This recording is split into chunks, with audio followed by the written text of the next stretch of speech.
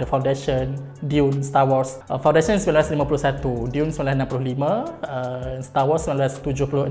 Kita melihat perkembangan daripada 1951 itu, anak-anak di barat mendapat satu imajinasi jelas bagaimana bentuk perkembangan negara in future. Which is mereka bercakap tentang evolusi ilmu, mereka bercakap tentang perkembangan teknologi, bercakap tentang kajian DNA dan genetik. Ini adalah persoalan-persoalan penting dalam kita menggarap satu ketamadunan yang besar. Boleh jadi kalau kita nak mengklasifikasikan Malaysia sebagai negara kelas ketiga, kita mungkin lambat dari segi ini kerana kita mempunyai stigma kehadap sastra. Kalau kita bercakap tentang science fiction sastra di Malaysia, kita bermula lewat 1977. Ini apa yang ditulis oleh saudara Fadhili Akiti dalam blog beliau. 1977 dimulai oleh Dewan Bahasa. Kita perlu berterima kasih kepada DBP kerana mula memasuki dan memperkenalkan sastra science fiction kepada dunia kesastraan negara. Sebelum 1977, kita belum ada satu pemikiran dimensi untuk bagaimana kita melihat masa depan. Bercakap tentang teknologi, kita tak ada.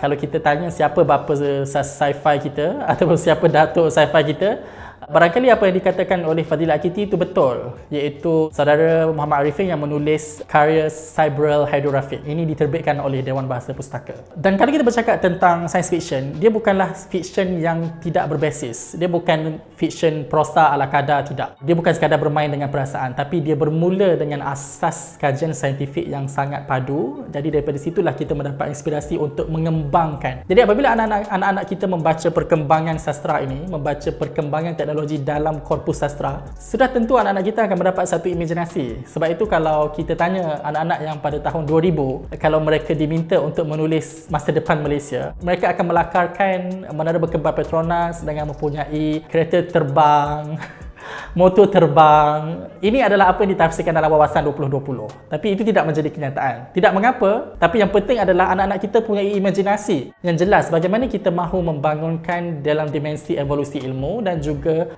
perkembangan teknologi semasa. Dan bercakap tentang sci-fi, tentu saja kita masih lagi memerlukan karya-karya yang besar. Mengadaptasi daripada karya kepada layar perak memerlukan dana yang besar. Namun ini tidak bermakna kita tidak boleh bermula daripada sekarang. Kalau kita ambil The Lord of the Ring contohnya, kalau kita nak membandingkan karya mana yang setaraf dengan Lord of the Ring di Malaysia, saya boleh katakan saudara Ahmad Patria, bukunya Aristocrat, Wizra. Ini adalah karya-karya trilogi yang boleh kita kembangkan setaraf dengan The Lord of the Ring. Namun persoalannya, adakah kita mempunyai dana yang cukup? Adakah Finas mampu untuk menggagaskan idea bagi mengembangkan karya-karya sastra ini ke layar perak? Kalaulah kita dapat untuk menterjemahkan karya-karya saudara Ahmad Patria daripada Saga atau Kusiat ataupun Aristocrat yang diterbitkan tahun 2016 itu, saya fikir kita boleh untuk menjadi pemain industri filem utama. Kita membawa budaya dan naratif ataupun kita membawa teks sastra anak bangsa ke layar yang lebih internasional dengan bantuan technicality, CGI dan macam-macam lagi untuk kita kembangkan